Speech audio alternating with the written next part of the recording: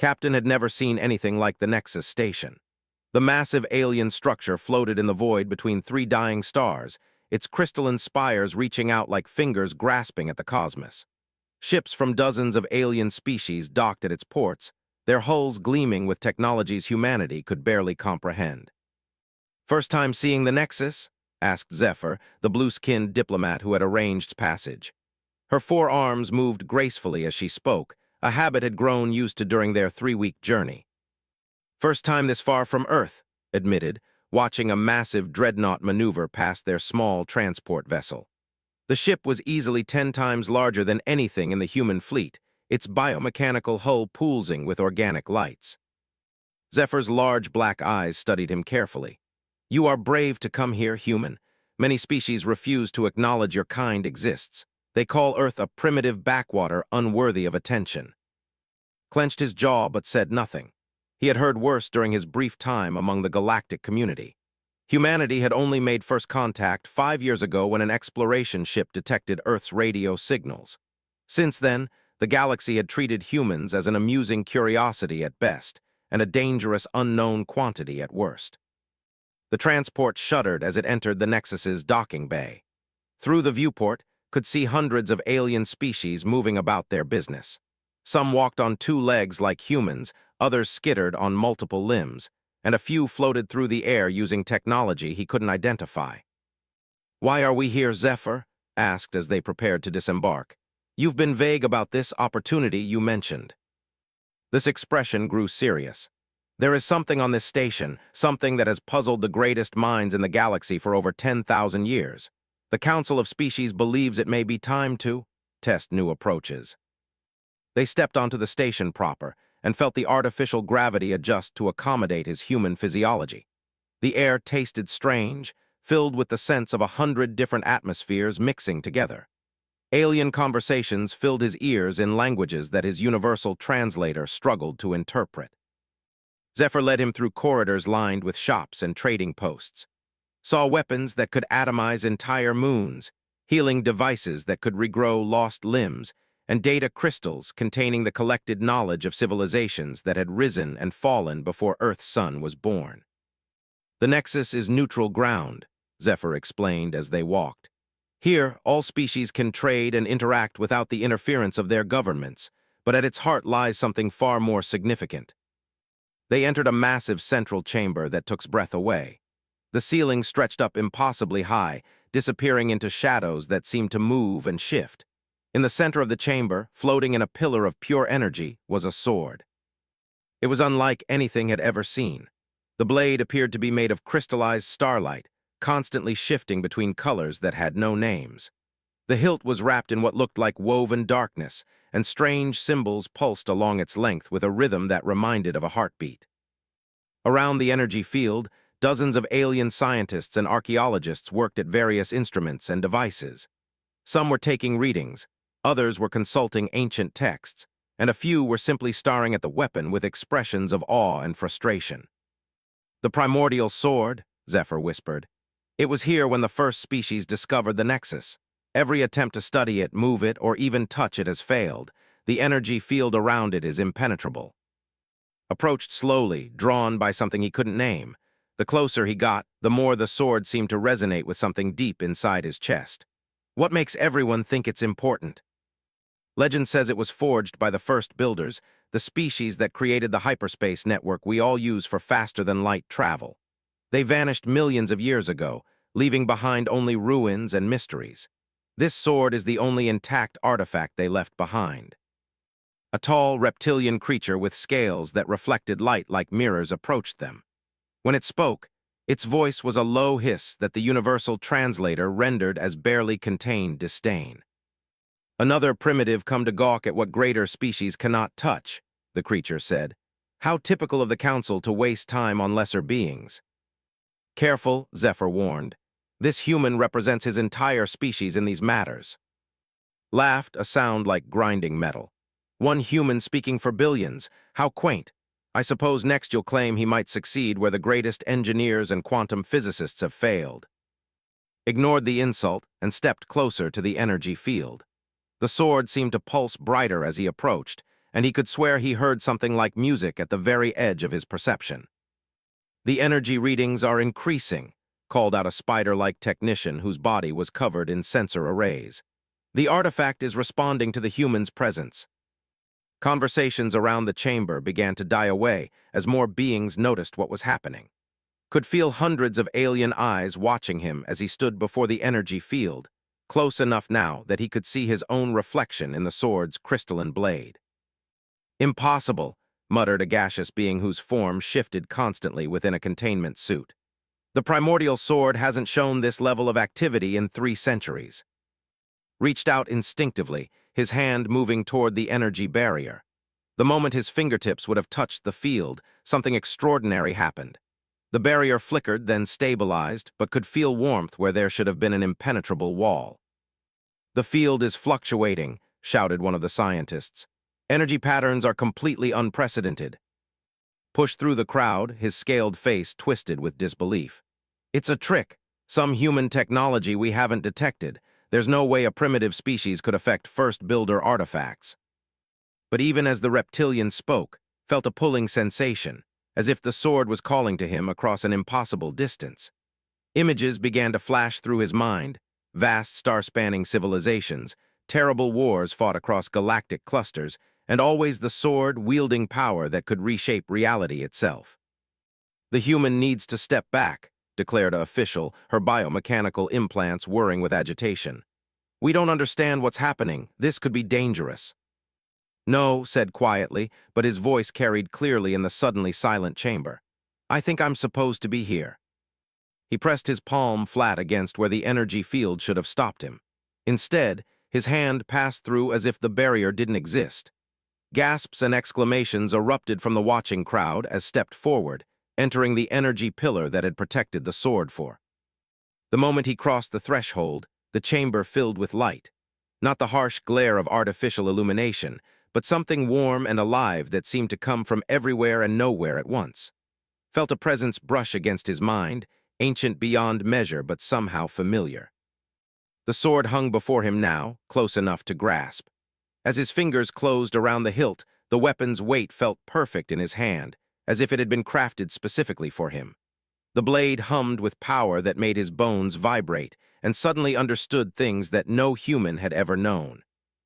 He saw the truth of the first builders, not a single species, but representatives from countless worlds who had discovered something that changed them fundamentally. They had learned to look beyond the physical universe into realms where thought became reality and could reshape matter itself. The sword was not just a weapon. It was a key, a tool for accessing powers that most species could only dream of. But it required something that few beings possessed, the ability to embrace both creation and destruction, to hold opposing forces in perfect balance. As lifted the sword, its light filled the chamber and beyond, pulsing through the station's structure. Every being in the Nexus felt it, a resonance that spoke to the deepest parts of their consciousness. "Magnificent," whispered Zephyr, her forearms spread wide as if trying to embrace the light itself. But not everyone was pleased by this development. Backed away, his scales now dull with fear instead of reflected brilliance. "This is wrong. Humans are too young, too unpredictable. They'll destroy everything."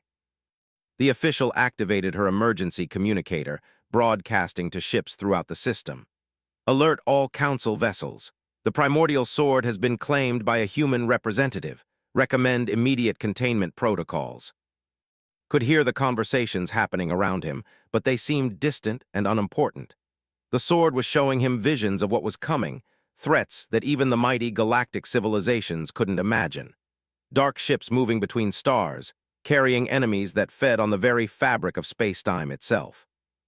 "They're already here," he said, his voice carrying new harmonics that made several aliens step back nervously. "The Devourers. They've been waiting for someone to claim the sword to locate the Nexus."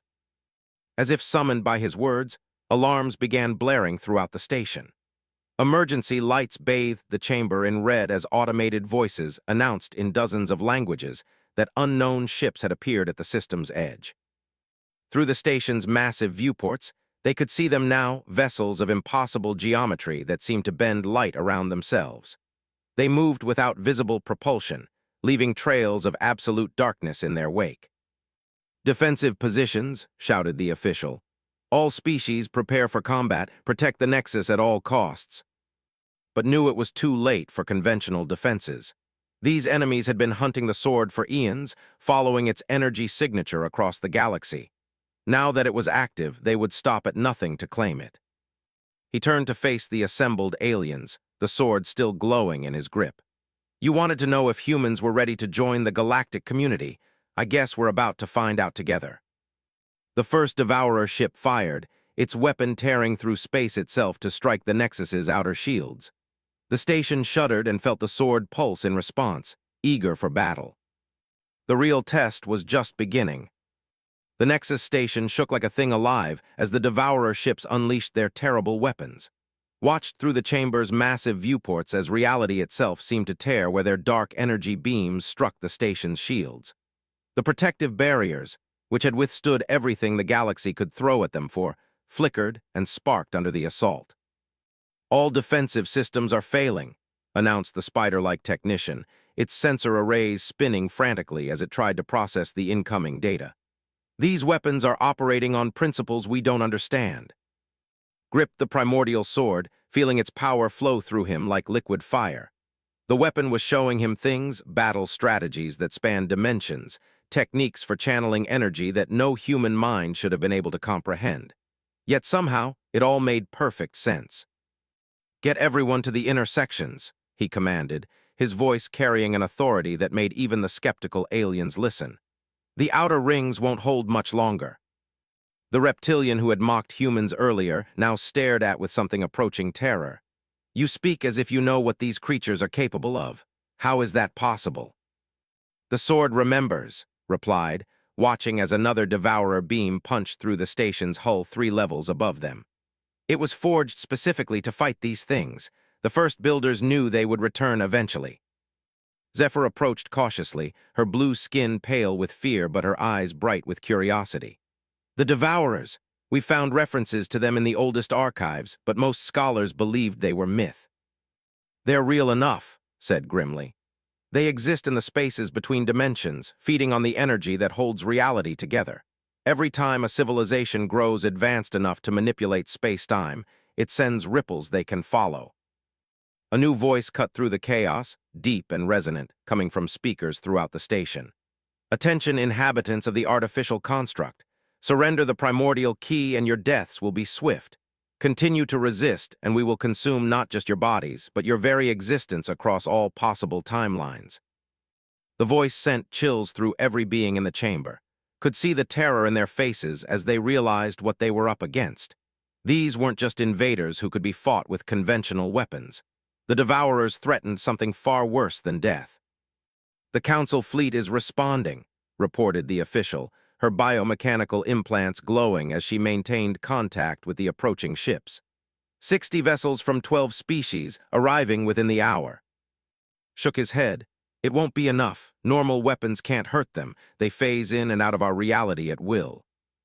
To prove his point, one of the Devourer ships suddenly appeared inside the station's docking bay, having passed through the hull as if it wasn't there. The vessel was a nightmare of impossible angles and surfaces that seemed to exist in more dimensions than the eye could process.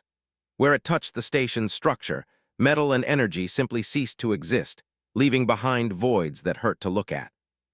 "Boarding parties incoming," someone screamed over the intercom. "All security forces to combat positions." Closed his eyes and let the sword guide his perception. He could see them now, the Devourers themselves, creatures of living shadow that moved through solid matter like water. They weren't just alien, they were antithetical to the very concept of existence as most beings understood it. "Stay close to me," he told the others in the chamber. "The sword's energy can protect us, but only at short range."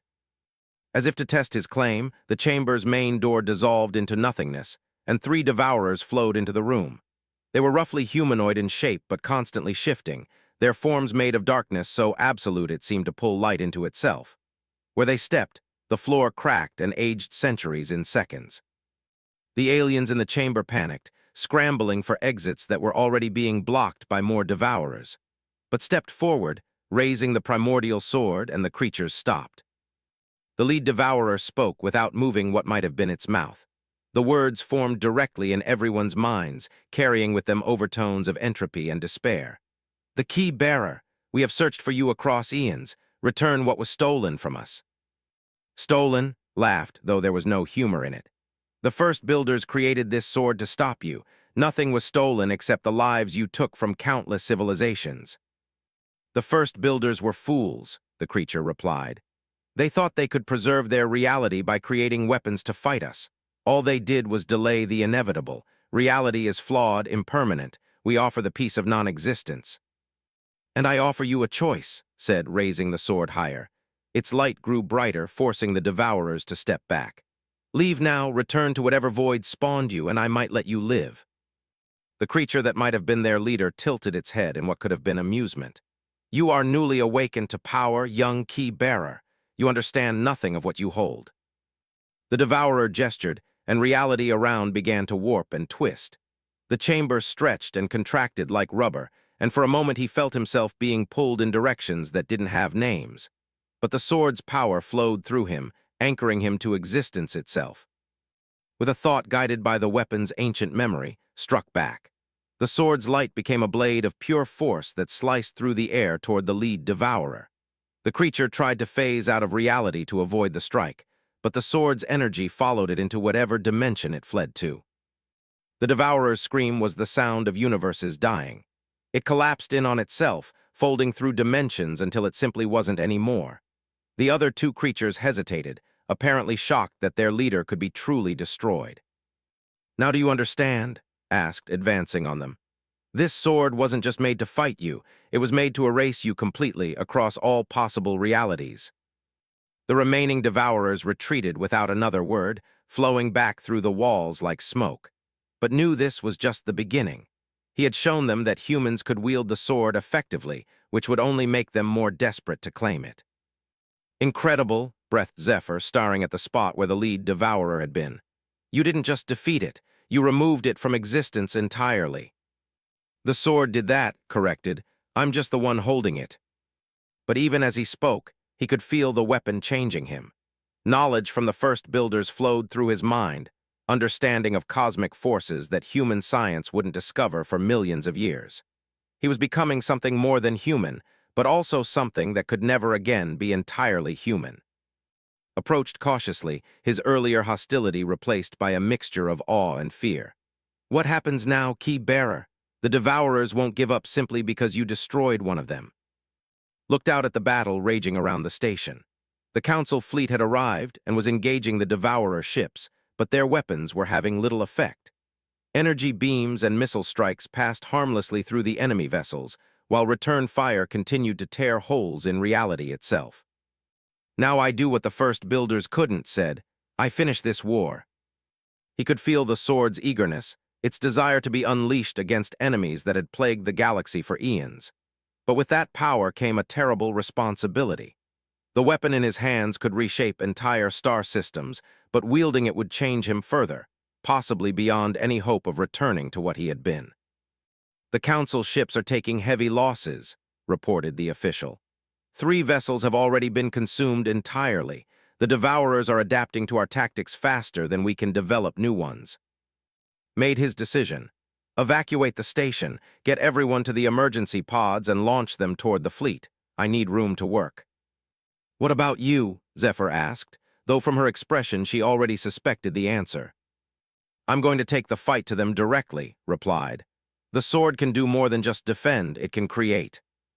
As the evacuation began, walked to the center of the chamber where the sword's energy pillar had once stood. The weapon in his hands pulsed with increasing intensity, responding to his growing resolve. Around him, the station continued to shake under the devourer assault, but he no longer felt the impacts as threats. They were simply obstacles to be overcome. He closed his eyes and reached out with the sword's power, extending his perception beyond the physical station to encompass the entire battle. He could see the devourer ships phasing in and out of reality, striking at targets that couldn't strike back. He could feel the terror and frustration of the Council fleet crews as their most advanced weapons proved useless. But the sword showed him possibilities that went far beyond conventional warfare. The first builders hadn't just created a weapon, they had created a tool for reshaping reality itself. With it, he could do things that would make the Devourer's dimension-shifting abilities seem like parlor tricks. Began to channel power through the blade, drawing on forces that existed in the gaps between atoms and the spaces between thoughts. The station around him started to change, its structure becoming something that existed partially in multiple dimensions at once. He was turning the Nexus itself into a weapon that could strike at enemies regardless of which reality they chose to inhabit. The first Devourer ship to attack the transformed station learned too late that its dimensional phasing was no longer a defense. Reached out through the sword's power and grasped the enemy vessel across 6 different realities simultaneously. When he crushed his fist, the ship ceased to exist in all of them. "Impossible," came the collective scream from the remaining Devourers.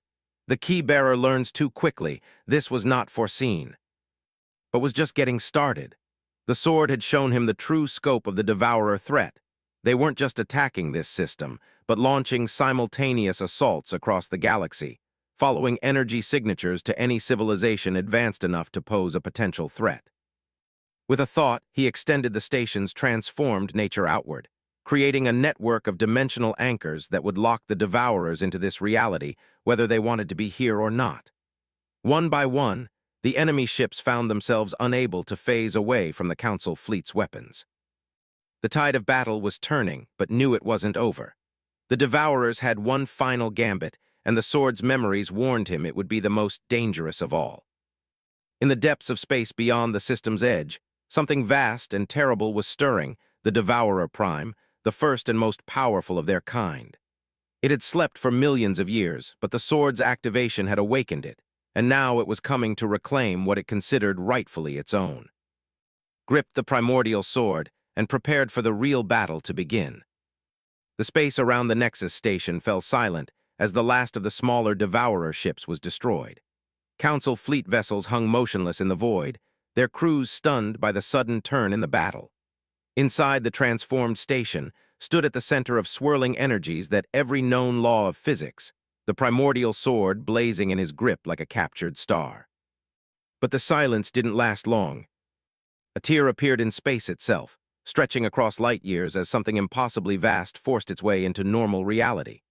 The Devourer Prime emerged like a cancerous growth on the universe, its form so massive that entire planets could have been lost in its shadow.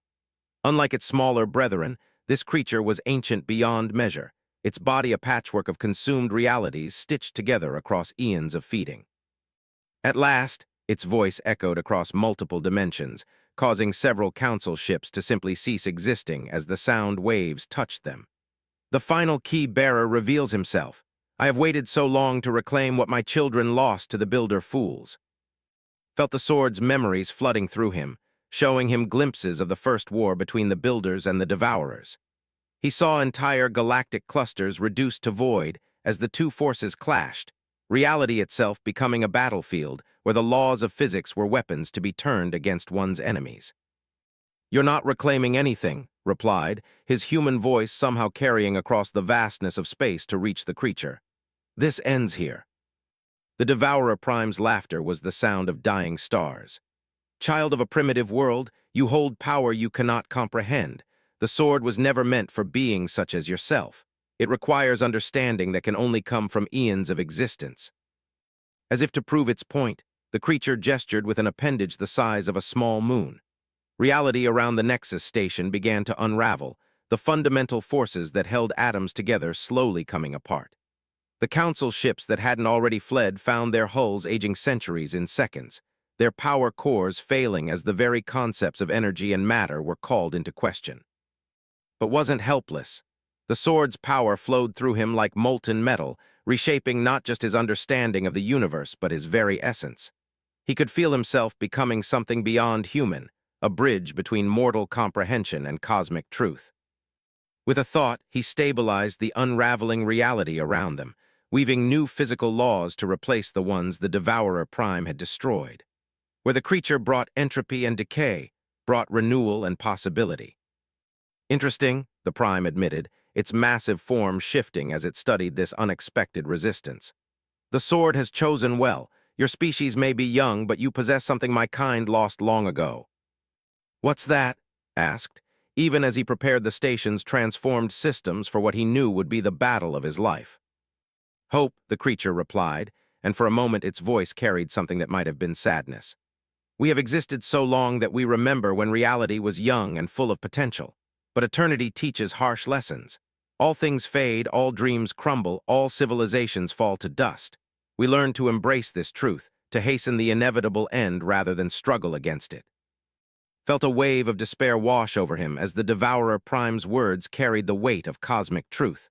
For a moment, he saw the universe as the creature did, a place where all effort was ultimately meaningless, where every achievement would eventually be forgotten, every life reduced to empty void. But then he thought of Earth, of the human colonies spreading slowly across nearby star systems, of children being born who would grow up among the stars, carrying with them dreams that no previous generation could have imagined. The sword amplified these thoughts, turning them into weapons against despair itself. "You're wrong," said, raising the blade high. "Things end, yes, but that's what makes them meaningful. Every moment matters because it won't last forever. Every choice has weight because we know our time is limited." The sword erupted with light that somehow contained every color that had ever existed, and many that hadn't yet been discovered.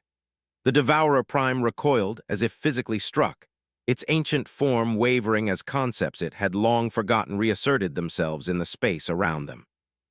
"Impossible," the creature snarled. "I have consumed the dreams of billions. I have reduced the hopes of entire civilizations to ash. You are but one being against the inevitability of entropy itself." "One being maybe," agreed, "but I'm not fighting alone." He opened his mind through the sword's power, reaching out across the galaxy to touch every sentient consciousness he could find. Humans in their young colonies, feeling the call to something greater. In their crystal cities, their four-armed forms dancing with joy at the possibility of renewal. Even the proud, their biomechanical hearts beating with shared purpose. Across 1,000 worlds, beings who had never met and might never see each other joined their will to. The sword became a conduit for their combined hope, their refusal to accept that existence was meaningless. The Devourer Prime shrieked as this wave of defiant life crashed over it. Pieces of its vast form began to crack and fall away, consumed realities breaking free and returning to the potential from which they had been stolen. "You think your momentary alliance means victory?" the creature raged. "I have existed since before your son was born. I will exist long after it dies. This defiance is nothing but a brief flicker in the darkness." "Maybe," admitted, feeling the sword's power reaching its peak. "But sometimes a flicker is enough to start a fire." He struck, not with the blade, but with the full force of everything the sword represented. The attack wasn't aimed at the Devourer Prime's physical form, massive as it was, but at the very concepts that allowed it to exist. Reached into the foundational structure of reality and rewrote the rules, creating new laws that favored creation over destruction, hope over despair, possibility over entropy. The Devourer Prime fought back with everything it had, drawing on eons of accumulated power and knowledge. The battle raged across dimensions, spilling into realities that had no names, and touching the dreams of beings that wouldn't be born for millions of years. Space itself became fluid, time ran in circles, and causality tied itself in knots as two opposing forces of cosmic magnitude clashed without restraint. The Council fleet, those ships that remained, found themselves flung backward through time and space, experiencing the battle as an echo that reached them before it actually happened. But gradually began to gain the upper hand. The sword wasn't just a weapon, it was a symbol, a promise that the universe didn't have to accept defeat as inevitable. Every time the Devourer Prime tried to reduce something to void, the sword's power restored it with interest. Every attempt to spread despair was met with waves of desperate, defiant hope. "This cannot be," the creature gasped, its form now barely holding together. "I am entropy itself. I am the end of all things. How can a mere mortal stand against me?" "Because," said, his human voice somehow carrying across the vast distances between them, "I'm not trying to be eternal. I'm just trying to be enough." The final blow came not as violence but as understanding. Reached into the Devourer Prime's consciousness and showed it something it had forgotten across the eons. What it had been like to create instead of destroy, to build instead of tear down, to hope instead of despair. The creature's death cry was the sound of possibility being reborn. As its massive form dispersed into nothingness, The consumed realities it had carried within itself burst free, scattering across the universe to seed new worlds and new dreams. Felt the sword's power begin to fade as the immediate threat ended. The weapon had served its purpose, and now it was returning to dormancy, though he knew it would always be connected to him. He was no longer entirely human, but he was still human enough to care about what came next. The Nexus station settled back into normal space, its transformed structure stabilizing into something that looked familiar but felt fundamentally different. The remaining Council ships approached cautiously, their crews trying to process what they had just witnessed. Zephyr's voice came through the communication system as her ship docked with the station. "Are you still? You?" He considered the question carefully. The sword had changed him in ways he was still discovering. He could perceive dimensions that human eyes weren't meant to see, understand concepts that no human mind should have been able to grasp. But at his core, he was still the same man who had left Earth hopping to prove that humanity deserved a place among the stars. "I'm different," he admitted as Zephyr and the others entered the chamber where he stood. "But I'm still me, still human enough to want to go home eventually." The reptilian who had once mocked humanity now approached with something approaching reverence. "What happens now, Key Bearer? The Devourers are gone, but the power you wielded, it changes everything." Looked around at the assembled aliens, representatives of species that span the galaxy. Some looked at him with awe, others with fear, and a few with the kind of respect usually reserved for forces of nature. "Now we figure out what comes next," he said simply. "The Devourers are gone, but there will be other threats, other challenges. The sword chose me for a reason, but I think it was really choosing all of us. Everyone who refuses to give up, who keeps hopping even when hope seems pointless." He held up the primordial sword, its blade now glowing with a soft, steady light instead of the blazing fire it had shown in battle. "This isn't just Earth's responsibility anymore, or humanity's. It belongs to anyone willing to stand up and say that existence matters, that life has meaning, that the universe is worth defending." One by one, the aliens in the chamber stepped forward, placing their hands, claws, tentacles, and other appendages on the sword's blade. As they did, felt their commitment flow through the weapon, adding their strength to his own. The real work was just beginning.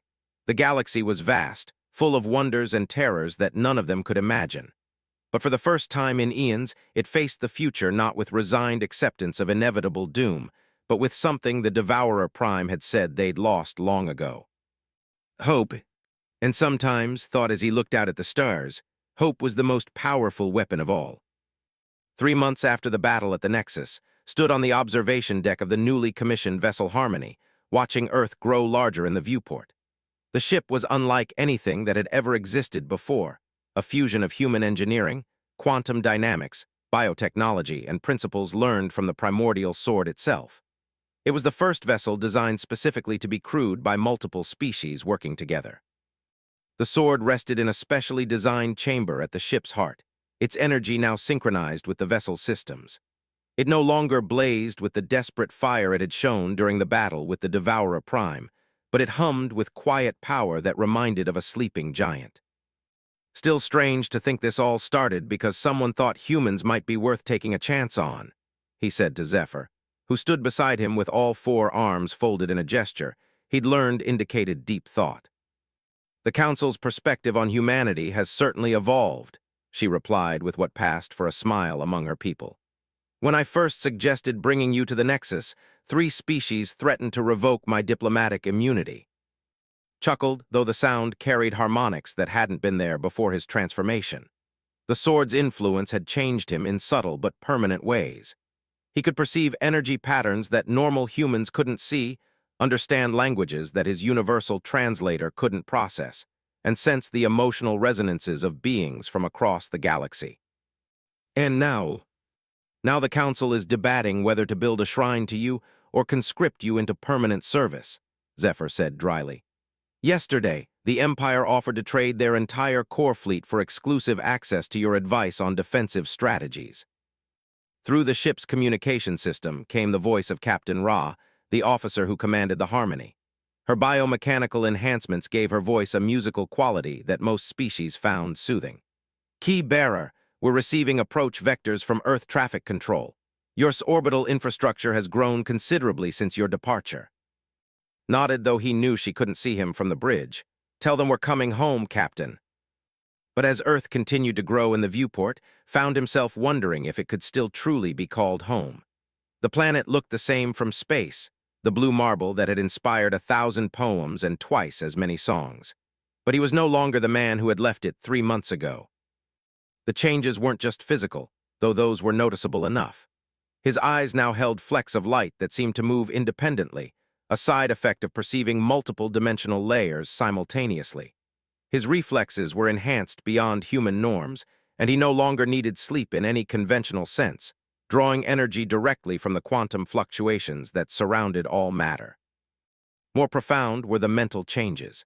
The sword had given him access to knowledge accumulated across millions of years, understanding of cosmic forces that human science wouldn't discover for centuries. Sometimes he found himself thinking in mathematical concepts that had no words in any human language, or perceiving time as a navigable dimension rather than a linear progression. Zephyr said quietly, apparently sensing his mood, "You're concerned about the reception you'll receive." "Wouldn't you be?" he replied. "I left Earth as a representative of humanity. Now I'm returning as something else entirely. Some humans already think we're moving too fast in our integration with galactic civilization. What will they make of this?" Before Zephyr could respond, the ship's proximity alarms chimed softly. Through the viewport, could see the approaching vessels, not the sleek diplomatic craft he'd expected, but a mixed formation of human and alien ships flying in precise coordination. "Key bearer," Captain Ra's voice carried a note of surprise. "We're being hailed by Admiral Sarah Martinez aboard the UES Defiance. She's requesting permission to escort us to Earth." Recognized the name. Sarah Martinez had been one of Earth's most vocal advocates for cautious engagement with alien species. If she was personally leading an escort formation, it suggested that his return was being treated as a significant event. "Put her through," said, moving to one of the communication panels. The holographic display flickered to life, revealing a woman in her 50s with steel-gray hair and eyes that had seen too much of both wonder and horror. Admiral Martinez had been instrumental in organizing Earth's defenses during the early contact period, when some human factions had viewed all aliens as potential threats. "Captain," she said formally, then allowed a smile to soften her expression. "Though I understand your rank has become somewhat complicated since your departure." "Just as fine, Admiral," he replied. "Though I appreciate the escort, I take it my return has caused some discussion." Martinez's smile became broader. "That's one way to put it. The footage of the battle at the Nexus reached Earth 2 weeks ago. There are currently 17 different documentary crews requesting exclusive interviews, 3 religious movements claiming you as their savior, and at least one group insisting you've been replaced by an alien shapeshifter." "And what does the government think?" asked, though from her tone he suspected he already knew. "The government thinks," Admiral Martinez said carefully, "that humanity just gained its first genuine hero of the galactic age. Someone who proved that we belong among the stars not through conquest or domination, but through the simple refusal to give up when faced with impossible odds." As the combined fleet approached Earth's moon, could see the changes that had occurred in his absence. Luna Base had nearly doubled in size, with new sections clearly built using alien technology. Construction ships were working on what looked like a massive orbital platform, its design incorporating elements from a dozen different species. "What is that?" he asked, pointing to the structure. "The Unity Station," Admiral Martinez replied. "A joint project between Earth and 12 alien species. It'll serve as a cultural and trade center, plus a training facility for mixed crews like yours. Construction began the day after we received the battle footage." Felt a wave of emotion that took him by surprise. Hope, pride, and something that might have been relief all mixed together, as he realized that humanity hadn't responded to his transformation with fear or rejection, but with determination to prove themselves worthy of the trust he'd shown. The Harmony entered Earth's atmosphere with a grace that its size. The alien technologies integrated into its hull, allowing it to descend like a feather rather than the controlled falling that characterized most human spacecraft. As they approached the landing field at Geneva Spaceport, could see crowds gathered despite the early hour. "Looks like you have a welcoming committee," Zephyr observed. Through the ship's sensors, could feel the emotional resonance of the crowd below. Excitement, curiosity, hope, and yes, some fear as well. But the fear wasn't directed at him. It was the natural apprehension of a species taking its first real steps into a larger universe. The landing was so smooth that barely felt it when the ship touched down. Captain Ra's voice came through the speakers one final time. "Welcome home, key bearer. It has been an honor to serve alongside you." As the ship's ramp lowered, found himself hesitating.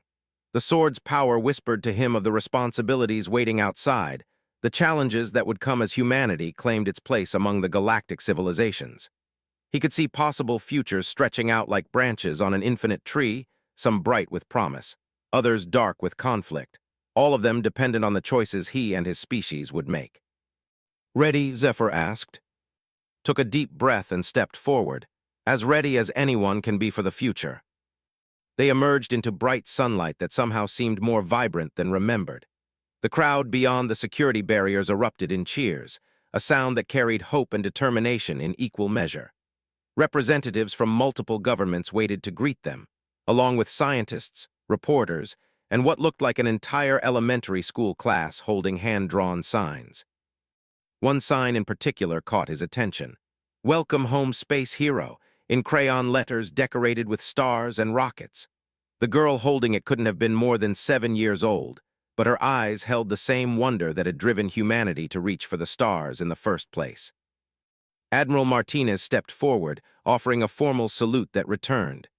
"Captain," she said loud enough for the cameras to hear, "on behalf of Earth and the United Earth Government, welcome home." "Thank you, Admiral," replied, then looked out at the crowd, the cameras, the faces filled with questions and possibilities. "But I think we're all going home together to a galaxy that's bigger and stranger and more wonderful than any of us imagined." Later that evening, after the formal ceremonies and interviews were done, found himself standing alone in his old apartment in Geneva. The place seemed smaller than he remembered, filled with belongings that belonged to someone he used to be. Photos of family and friends, books about space exploration that now seemed quaint in their assumptions, a telescope he'd used to dream about distant worlds that he now knew by name. The primordial sword rested against the wall, its soft glow providing the only illumination in the darkened room. Even in its dormant state, could feel its awareness, its connection to forces that span the galaxy and beyond. His reflection in the window showed the changes more clearly than any mirror. The man looking back at him was recognizably human, but something in his eyes spoke of distances measured in light years and time counted in eons. He had become a bridge between worlds, a translator between species, a guardian of possibilities that most beings could barely imagine. A soft chime from his communication device announced an incoming message. The holographic display showed Dr., his former colleague, and the woman who had recommended him for the diplomatic mission that had started this entire adventure. She said, her image flickering slightly due to the transmission distance from the research station where she worked. "I wanted to call before the media circus makes it impossible. How are you handling all this?" Consider the question seriously. "I'm different. The sword, the battle, everything that happened, it changed me in ways I'm still discovering. But I'm still me. Still the same person who believed humanity deserved a chance to prove itself among the stars." "And have we," she asked, "proved ourselves, I mean?" Smiled, feeling the warmth of certainty fill his chest. "We're just getting started. The galaxy is vast, and there are challenges coming that we can't even imagine yet. But for the first time in cosmic history, those challenges will be met by beings who refuse to accept that hope is pointless." Through his window, he could see the lights of Luna Base growing brighter as the orbital platform construction continued. Soon, ships from dozens of worlds would dock there, carrying beings who had chosen to work together rather than fight over the scraps of a dying universe. The Devourer Prime had been wrong about one thing. Hope wasn't a brief flicker in the darkness. It was a flame that, once lit, could spread across the galaxy itself. And humanity, realized with quiet pride, had become the spark that started the fire. The future stretched out before them, vast and full of possibilities. There would be new threats to face, new wonders to discover, new alliances to forge. The primordial sword would be needed again and would be ready when that time came. But for now, he was content to watch the stars and know that somewhere among them, beings from 1,000 worlds were looking up at their own skis and feeling something they might never have experienced before. Hope, and in a galaxy that had known too much despair, that was the most powerful weapon of all.